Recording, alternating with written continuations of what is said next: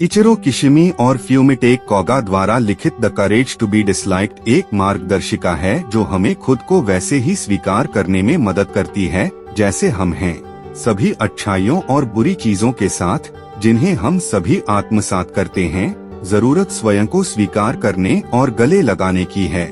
यदि आप उनमें से हैं जो दूसरों की राय से परेशान हो जाते हैं, तो आप सही जगह पर हैं। क्या आप खुद से प्यार करते हैं, अपने जीने के तरीके से संतुष्ट हैं, या क्या आप दूसरों द्वारा स्वीकृति पर विशेष ध्यान देते हैं? दूसरे लोग क्या सोचते हैं, क्या आप उनकी मंजूरी से अधिक अपनी परवाह करते हैं?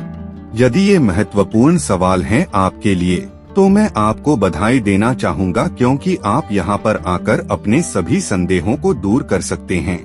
आज हम the courage to be disliked किताब के बारे में बात करने जा रहे हैं, जिसे इचिरो किशिमी और फ्यूमिटेक कोगा ने लिखा है। इस किताब में बताया गया है कि कैसे आप अपनी जिंदगी को बदलकर खुशी पा सकते हैं। किताब में एडलेरियन साइकोलॉजी के बारे में बताया गया है, जो एक आसान और सुखी जिंदगी पाने के लिए आपके नजरिए को बदलता है।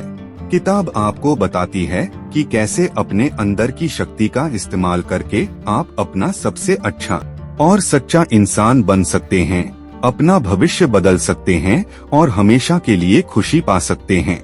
लेखक बताते हैं कि कैसे हम अपने खुद के भविष्य को पिछले अनुभवों, एक्सपीरियंसेस, संदेहों, डाउट्स और दूसरों की उम्मीदों से आजाद कर सकते हैं। यह कुछ ऐसा है जो हमें आजाद करता है, हमें बदलने के लिए साहस देता है और उन सीमाओं, लिमिटेशंस को अनदेखा करने की इजाजत देता है जो हम और हमारे आसपास के लोग हम पर डाल सकते हैं। यह किताब आपको अपनी पूरी जिंदगी को बदलने में मदद करेगी। किताब को अच्छे से समझने के लिए हम इस किताब को 11 जरूरी अध्यायों में डिस्कस करने जा रहे हैं, तो चलिए शुरू करते हैं। अध्याय 1, अपनी जिंदगी कैसे बदले। आप किसी भी समय बदल सकते हैं, लेकिन आप ऐसा कर नहीं पाते हैं, क्योंकि आप यह करने का विकल्प, ऑप्शन नहीं चुनते हैं। मतलब आप बदलाव के लिए जरूरी कदम नहीं उठाते हैं और अपने अतीत में उलझे रहते हैं। एडलेरियन साइकोलॉजी हमें बताती है कि हमें पिछले कारणों के बारे में न सोचते हुए अपने आज के लक्ष्यों के बारे में सोचना चाहिए। याद रखें, आपका अतीत आपके आज को तय नहीं करता है, बल्कि यह वह मतलब होता है जो आप अपने अतीत के लिए बनाते हैं। आप सिर्फ इसलिए नहीं बदल सकते क्योंकि आप बदलने का फैसला नहीं लेते हैं। आप शायद सोचते हैं कि चीजों को वैसे ही छोड़ना आसान है जैसे कि वे हैं, लेकिन अगर आप ऐसे ही रहते हैं तो आप और बड़ी मुश्किलों का सामना कर सकते हैं। अगर आप बदलना नहीं चुनते हैं, आपकी जिंदगी दर्दनाक और चिंता से भरी हो सकती है। जब आप बदलना नहीं चुनते हैं, तो आप अपने सपनों को भी पूरा नहीं कर सकते हैं। इसलिए बदलाव करने के लिए आपको खुद से कहना चाहिए, अगर मैं कोशिश कर सकता हूँ तो मैं इसे कर सकता हूँ। साथ ही आपको पूरे साहस के साथ बदलाव करना चाहिए। अगर आपके पिछले अनुभव अच्छे नहीं थे, तो इसका मतलब ये बिल्कुल नहीं है कि आप अपना आज अच्छा नहीं कर सकते।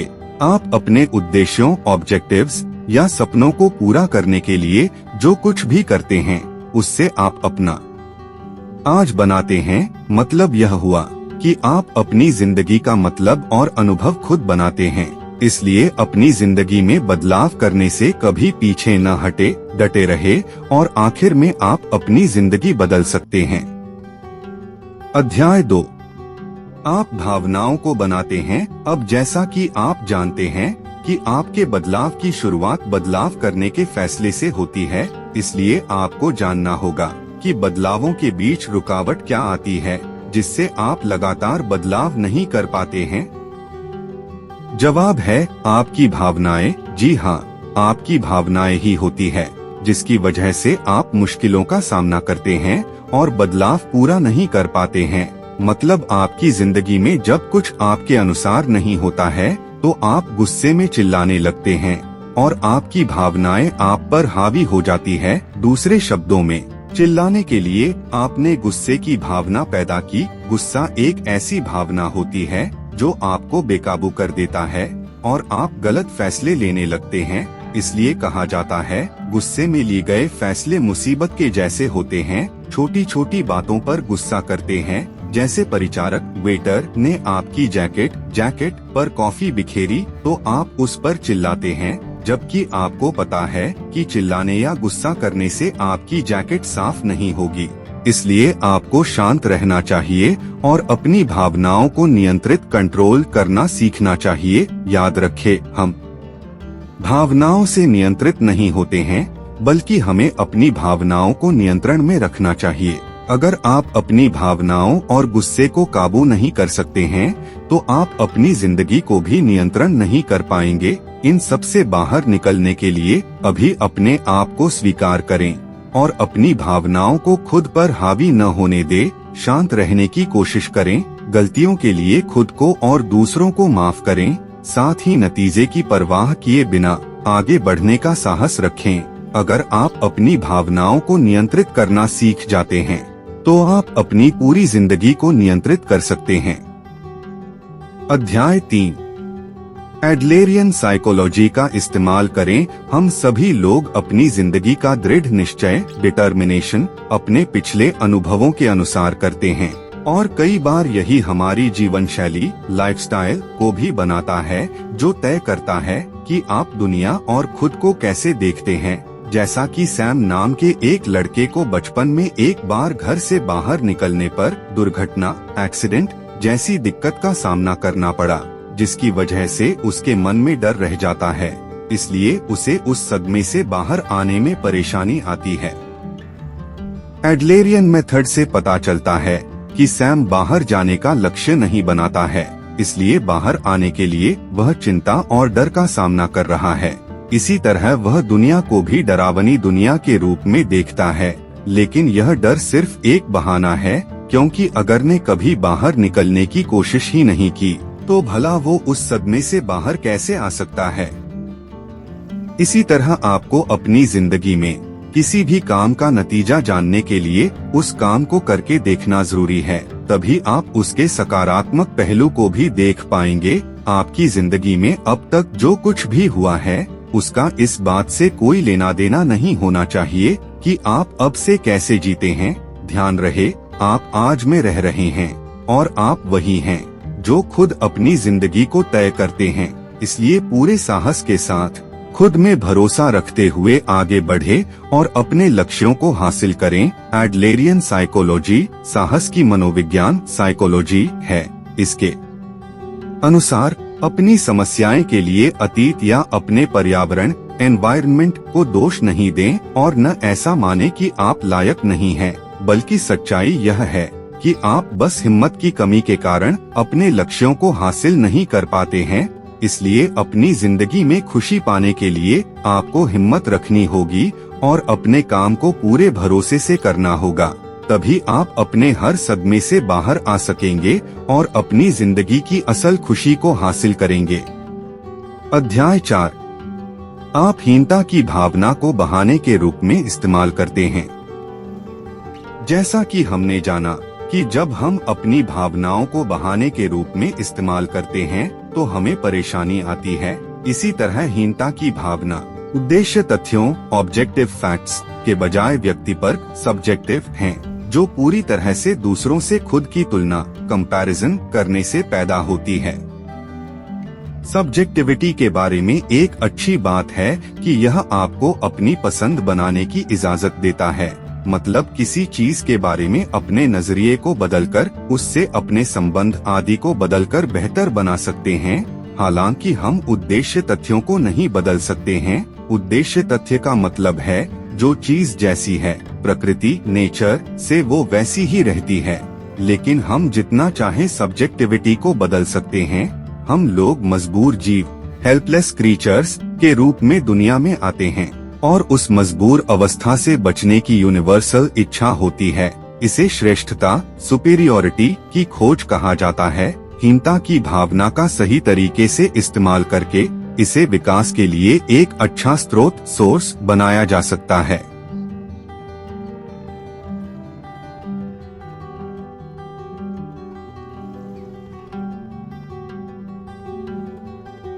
हालांकि असफल लोग वो होते हैं जो कदम आगे बढ़ाने का साहस खो देते हैं और इस बात को स्वीकार नहीं करते कि वास्तविक रियलिस्टिक कोशिश करके हर स्थिति को बदला जा सकता है और कुछ भी करने से पहले वे बस हार मान लेते हैं और कहते हैं मैं वैसे भी बहुत अच्छा नहीं हूँ, या यहाँ तक कि अगर मैंने कोशिश की तो मुझे कोई मौका नहीं मिलेगा।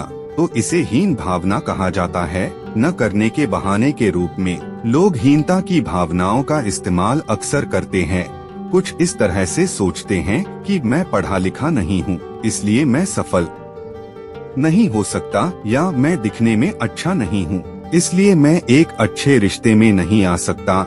यह हीन भावना का इस्तेमाल करके कहा जाता है, जबकि सफल लोग वे होते हैं जिनके पास उत्कृष्टता एक्सेलेंस होता है और वे हर काम ऐसे करते हैं जैसे कि वे महान हैं और उत्कृष्टता की भावना से आगे बढ़ते हैं।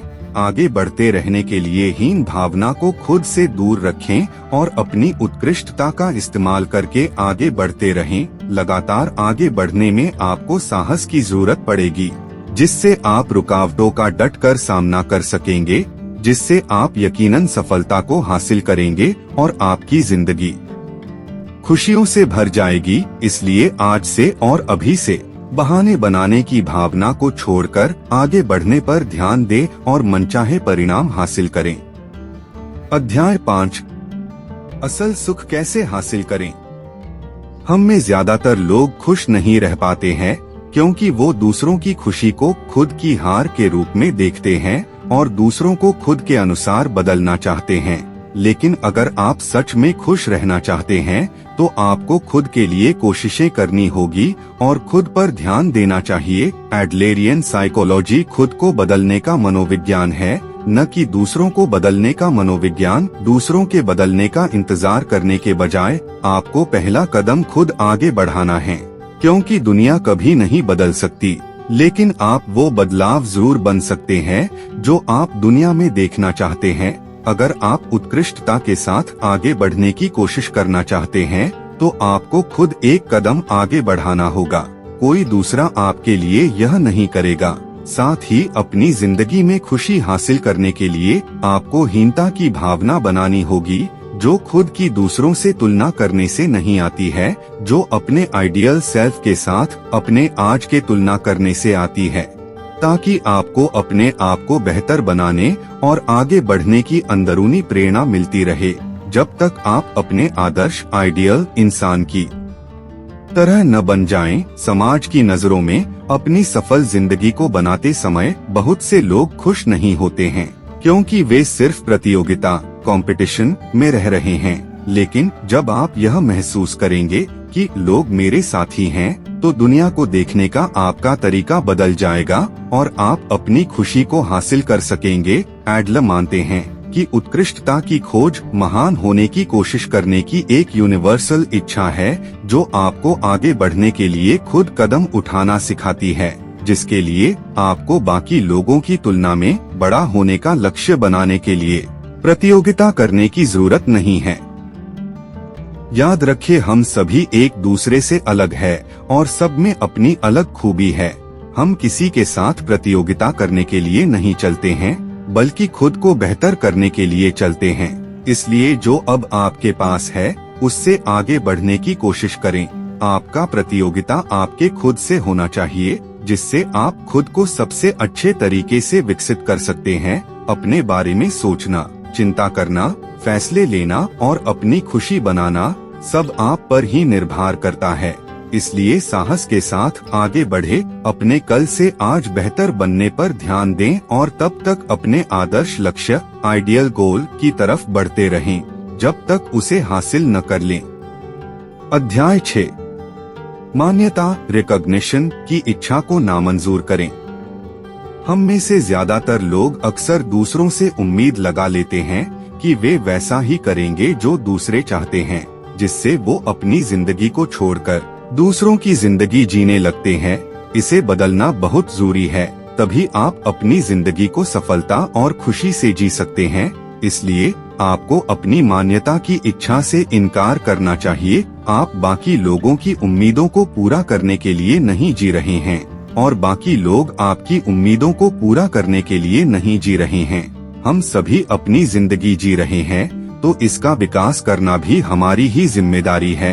अगर आपके रिश्तों की बात करें तो रिश्तों में सभी को यह आजादी होती है कि वह लोग एक दूसरे को या एक दूसरे की किसी चीज या आदत को पसंद या नापसंद कर सकते हैं। यह इस बात का सबूत है कि आप आजाद हैं और आप अपने सिद्धांतों प्रिंसिपल्स के अनुसार जी रहे हैं। जब तक आप बाकी लोगों के फैसलों से बंधे हुए होते हैं और आपको बाकी लोगों द्वारा नापसंद किए जाने का डर होता है, तब तक आप कभी भी अपनी जिंदगी अपने तरीके से नहीं जी सकते और इस तरह आप कभी भी आजाद नहीं होंगे।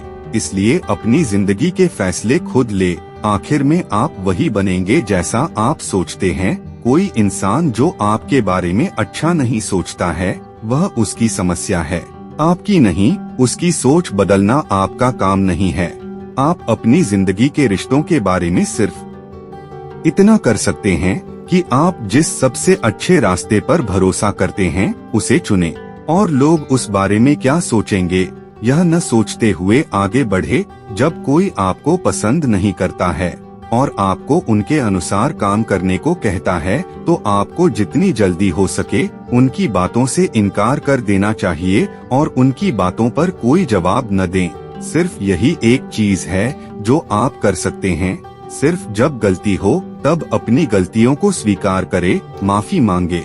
इनमें से कोई भी चीज हार मानना नहीं है, बल्कि ऐसा करने से आप सच्चाई और दयालुता के साथ सकारात्मक रास्ते पर आगे बढ़ेंगे। अपने फैसले खुद ले और अपनी उम्मीदों पर काम करें।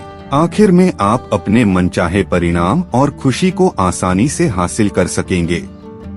अध्याय 7, मानव व्यवहार, ह्यूमन बिहेवियर। मानव व्यवहार दूसरों की वजह से प्रभावित होता है। यही वजह है कि हम दूसरों के अनुसार काम करते हैं, लेकिन आप अपने व्यवहार को नियंत्रण कर सकते हैं और उन्हें अपने अनुसार इस्तेमाल कर सकते हैं। मानव व्यवहार का सही इस्तेमाल करने के लिए आपको इसके 2 उद्देश्यों को पूरा करना होता है। 1, आत्मनिर्भर बने। 2, समाज के साथ मिलजुल कर रहते हुए काम करें। इन व्यवहारों को अपनी जिंदगी में लाने के लिए आपको खुद में समझ विकसित करनी होगी कि मेरे पास काबिलियत है और लोग मेरे साथी हैं। मैं अपनी जिंदगी में वो सब हासिल कर सकता हूँ जो मैं चाहता हूँ। इसके साथ ही आपको अपनी जिंदगी के जरूरी काम को करने पर ध्यान लगाना चाहिए। एडलर ने जिंदगी के काम को 3 कार्यों में बांटा है, जिसका सामना करके आप अपने उद्देश्यों को हासिल कर सकते हैं। काम के काम आपके सभी पेशेवर जीवन, प्रोफेशनल लाइफ से जुड़े काम। दोस्ती के काम आपके दोस्त रिश्तेदारों से जुड़े काम। प्यार के काम आपके अपनों से प्यार की भावना रखने के काम। अगर आपके दोस्त या अपने खुश नजर आते हैं तो उस खुशी को अच्छी तरह मनाएं। यही प्यार जाहिर करने का तरीका है। ऐसे रिश्ते जिनमें लोग एक दूसरे पर रोक लगाते हैं आखिर में टूट जाते हैं। इसलिए अपने अपनों को उनके फैसलों में सहायता करें और उनकी कामयाबी के लिए खुश रहें। एडलर कभी भी जिंदगी के काम को अच्छाई और बुराई के रूप में नहीं देखते हैं। वो कहते हैं, जिंदगी नीति, एथिक्स या अच्छाई और बुराई नहीं है जिस पर हमें बहस करनी चाहिए, बल्कि जिंदगी साहस का मुद्दा है। इसलिए सफलता के लिए इसकी बहुत जरूरत होती है। अगर कोई सही काम करता है तो उसे खुशी हासिल होती है, लेकिन अगर कोई गलत काम करता है तो उसे सजा मिलती है। हमें इनाम और सजा हासिल करने की शिक्षा दी जाती है, जो हमें गलत जीवन शैली, लाइफस्टाइल की ओर ले जाता है, जिसमें लोग सोचते हैं कि अगर कोई मेरी बड़ाई करने वाला नहीं है तो मेरे काम का कोई फायदा नहीं है। और यह इनाम और सजा देने का सोच बताता है कि अगर कोई सही काम करता है तो उसकी बड़ाई की जाएगी, जिससे लोग यह भी सोचते हैं कि अगर मैं सही काम नहीं करूंगा और अगर कोई मुझे सजा देने वाला नहीं है तो मैं भी गलत काम करूंगा। आपको ऐसी सोच रखने के बजाय वो काम करने चाहिए जो आपको अच्छे परिणाम दिलाएंगे। बुरे काम से आप शायद सफल हो सकते हैं, लेकिन खुश कभी नहीं हो सकते हैं। इसलिए आपको अपनी खुशी और कामयाबी दोनों को हासिल करने के लिए अच्छे काम करने चाहिए। बेशक कोई देखने वाला हो या नहीं, आप अपनी जिंदगी खुद जी रहे हैं और इसे बेहतर करना भी आपकी जिम्मेदारी होनी चाहिए। अध्याय 8, कामों को कैसे अलग करें। दूसरों की परवाह करना ही सही मानव व्यवहार का इस्तेमाल करना है, इसलिए दूसरों की परवाह किए बिना काम न करें। इसे समझने के लिए एडलेरियन साइकोलॉजी के उस विचार को समझना जरूरी है जिसे काम का पृथक्करण, सेपरेशन कहा जाता है। हमें यह किसका काम है के दृष्टिकोण से सोचने की जरूरत है और अपने खुद के काम को बाकी लोगों के काम से लगातार अलग करना है। एक दूसरे के काम में दखल नहीं देना है।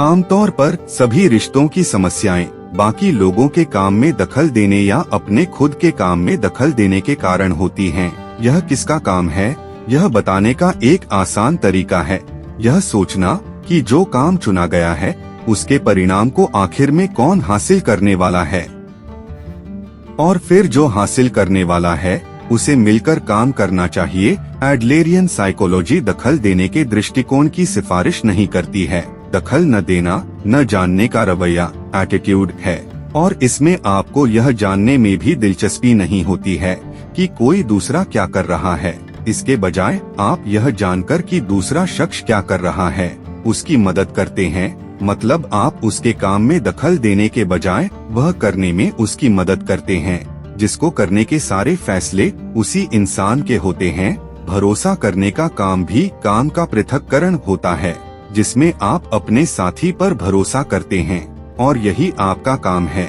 लेकिन वह इंसान आपकी उम्मीदों और भरोसे के संबंध में कैसे काम करता है यह उनका काम है। बाकी लोगों के काम में दखल देना और बाकी लोगों के काम को अपना बना लेना आपकी जिंदगी को भारी और मुसीबत से भरा बना सकता है।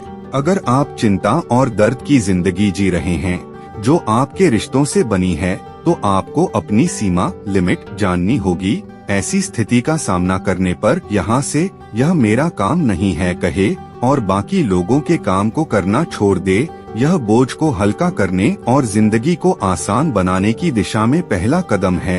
याद रखें, जिंदगी के 3 काम हैं, काम, दोस्ती और प्यार। इन्हीं के लिए काम को करते हुए अपनी जिंदगी में आगे बढ़े जिससे आप आसानी से अपनी जिंदगी में खुशी और सफलता को पा सकेंगे। अध्याय 9, असली आजादी। इंसानों के लिए दूसरों के द्वारा नापसंद न किए जाने की इच्छा का सामना करना पूरी तरह से एक प्राकृतिक नेचुरल इच्छा है। आधुनिक दार्शनिकों मॉडर्न फिलोसोफर्स ने इस इच्छा को झुकाव कहा है, जैसे पत्थर जिसमें जान नहीं होती है। एक बार जब यह नीचे की ओर लुढ़कना शुरू कर देता है तो यह लॉ ऑफ ग्रेविटी की वजह से लुढ़कता रहता है। लेकिन हम पत्थर नहीं हैं, हम ऐसे जीव हैं जो झुकाव का विरोध कर सकते हैं। हम अपने आप को नीचे गिरने से रोक सकते हैं और ऊपर चढ़ भी सकते हैं। मान्यता की इच्छा शायद एक प्राकृतिक इच्छा है, तो क्या आप दूसरों से मान्यता पाने के लिए नीचे की ओर लुढ़कते रहें? क्या आप अपने आप को एक लुढ़कते हुए पत्थर की तरह नीचे गिरने दे सकते हैं जब तक कि सब कुछ ठीक नहीं हो जाता? नहीं न तो आप दूसरों से नापसंद किए जाने पर इतने दुखी क्यों हो जाते हैं जब आप खुद को सबसे अलग और अपनी खूबी के साथ अपनाने लगते हैं तो आप अपनी जिंदगी की असल आजादी को हासिल कर लेते हैं। आजादी को दूसरे लोगों द्वारा नापसंद किया जा रहा है। जब आप किसी के द्वारा नापसंद किए जाते हैं तो यह इस बात का सबूत है कि आप अपनी आजादी का इस्तेमाल कर रहे हैं और आजादी के साथ जी रहे हैं, और यह एक संकेत है कि आप अपने सिद्धांतों के अनुसार ही जी रहे हैं। अपने आप को इस तरह से बनाना कि आप किसी को भी नापसंद न हो, यह जिंदगी जीने का एक सबसे आजाद तरीका है, लेकिन यह असंभव भी है। जब कोई इंसान अपनी आजादी का इस्तेमाल करना चाहता है तो उसे उसकी कीमत चुकानी पड़ती है, और पारस्परिक संबंधों इंटरपर्सनल रिलेशनशिप में आजादी की कीमत यह है कि एक इंसान को बाकी लोगों द्वारा पसंद करने के साथ साथ नापसंद भी किया जाता है। इसलिए अगर आप अपनी जिंदगी की असल आजादी को अपनाना चाहते हैं तो तो आपको नापसंद होना अपनाना होगा। तभी आप अपने अनुसार काम कर सकेंगे और अपनी असली खुशी को पा सकेंगे। अध्याय 10 आत्मपुष्टि सेल्फ एफर्मेशन, दूसरों में भरोसा, दूसरों के लिए योगदान। जब आप खुद की भलाई को दूसरों के लिए चिंता यानी कि समाज की भलाई की ओर बदल रहे होते हैं और समुदाय कम्युनिटी की भावना हासिल कर रहे होते हैं, इस समय आपको 3 चीजों की जरूरत होती है जो आपकी मदद करती है। आत्मपुष्टि, दूसरों में भरोसा और दूसरों के लिए योगदान। आत्मपुष्टि सेल्फ एफर्मेशन खुद को सुझाव देने से संबंधित है, जिसमें आप खुद को अपने भले के लिए एहसास दिलाते हैं, जैसे मैं यह कर सकता हूँ या मैं मजबूत हूँ। यह एक ऐसी मान्यता है जो उत्कृष्टता एक्सेलेंस को ला सकती है और इसे जीने का एक तरीका भी कहा जा सकता है, जिसमें इंसान खुद से उस तरह की बातें कहता है जैसी चाहता है। इसे और ज्यादा आसान शब्दों में कहें तो मान लें कि आपने एग्जाम में 60% का अंक स्कोर किया है। अपने आप को बताएं, मैं इस बार बस बदकिस्मत हो गया, क्योंकि असली अंक 100% है। तो यही आत्मपुष्टि कहलाती है। इसके विपरीत, अगर कोई खुद को 60% के रूप में स्वीकार करता है और खुद के बारे में सोचता है कि मुझे 100% के करीब कैसे जाना चाहिए, तो यही आत्मपुष्टि कहलाती है। मतलब खुद की स्थिति के बारे में सब कुछ मान लेना, और जैसा आप मान लेंगे वैसे ही बन जाएंगे। इसलिए जिस तरह के परिणाम आप वास्तव में चाहते हैं, वैसी ही बातें अपने आप से करें। यही आत्मपुष्टि का सार है। दूसरों पर भरोसा, भरोसा बिना किसी बनाई गई शर्तों के होता है। भले ही किसी के पास किसी पर भरोसा करने के लिए काफी बुनियाद न हो, फिर भी वह भरोसा करता है। जैसे सुरक्षा की चीजों के बारे में हम खुद को परेशान किए बिना किसी शर्त के भरोसा करते हैं। यही हमारा आत्मविश्वास सेल्फ कॉन्फिडेंस है। अगर कोई अपने आप को वैसे ही स्वीकार कर सकता है और यह पता लगा सकता है कि दूसरा इंसान क्या कर सकता है और क्या नहीं, तो वो यह भी समझ सकता है कि दूसरों पर भरोसा कैसे करें और उनके साथ मिलकर काम कैसे करें। दूसरों पर भरोसा रखने का मतलब दूसरों को एक साथी के रूप में देखने से है, जिससे कोई भी अपनापन की भावना पा सकता है और उसे भरोसा हो जाता है कि आपके साथ रहना ठीक है। दूसरों के लिए योगदान, दूसरों के लिए सबसे आसानी से समझा जाने वाला योगदान काम है। काम के जरिए से ही इंसान दूसरों के लिए योगदान देता है और अपने समुदाय कम्युनिटी के लिए काम करता है। इन्हीं तीनों का इस्तेमाल करके आप दुनिया या समाज की भलाई के लिए काम कर सकते हैं और आत्म शांति को पा सकते हैं, जो आपको अनगिनत खुशी का एहसास कराएगा। अध्याय 11 मामूली मॉडेस्ट होने का साहस। हम सभी अपनी जिंदगी में खास होना चाहते हैं, पर क्या कभी आपने सोचा कि आखिर खास होना जरूरी क्यों है? जवाब है, ऐसा इसलिए होता है क्योंकि कोई अपने आप को मामूली या औसत एवरेज नहीं मानना चाहता, और इसी वजह से जब किसी इंसान को बहुत ज्यादा अच्छा बनना बहुत मुश्किल लगने लगता है, तो इंसान बहुत बुरा बनकर खास बनने के लिए सारी कोशिशें करता है। लेकिन क्या मामूली होना असल में इतनी बुरी बात है? क्या यह कुछ कम है? क्या सच में हर कोई मामूली नहीं है? सीधे शब्दों में कहे तो अगर आप सेल्फ एफर्मेशन का पहला जरूरी कदम चुनते हैं, तो आप मामूली होने का साहस रख सकते हैं, जिसके साथ दुनिया को देखने का आपका तरीका भी बदल जाएगा। किसी को बिना जरूरत के अपनी श्रेष्ठता सुपीरियोरिटी दिखाने की जरूरत नहीं होती है। आप मामूली दिखकर भी महान बन सकते हैं। बस आपको अपनी समुदाय कम्युनिटी की भलाई के लिए काम करते रहने चाहिए। खास होने का साहस तो सब दिखा सकते हैं, पर असल में खास वही होता है जो खास होकर भी एक मामूली होने का साहस सबको दिखा सके। हमारी जिंदगी पलों की एक जंजीर चेन है, जो न तो अतीत और न ही भविष्य में मौजूद है, यह आज में ही है। इसलिए यहाँ और अभी में जियो, अपने आप को अतीत या भविष्य की चिंता में न डालकर अपने आज का मजा लो। जिंदगी हमेशा आसान होती है। जिंदगी में ऐसा कुछ नहीं होता है जिसके बारे में आपको बहुत गंभीर होने की जरूरत पड़ती हो। अगर आप हर पल को ईमानदारी से जी रहे हैं तो आपको ज्यादा गंभीर होने की जरूरत नहीं है। बस ध्यान रहे, आपकी जिंदगी आपकी है, इसलिए इस जिंदगी को बेहतर करने के फैसले भी आपके ही होने चाहिए।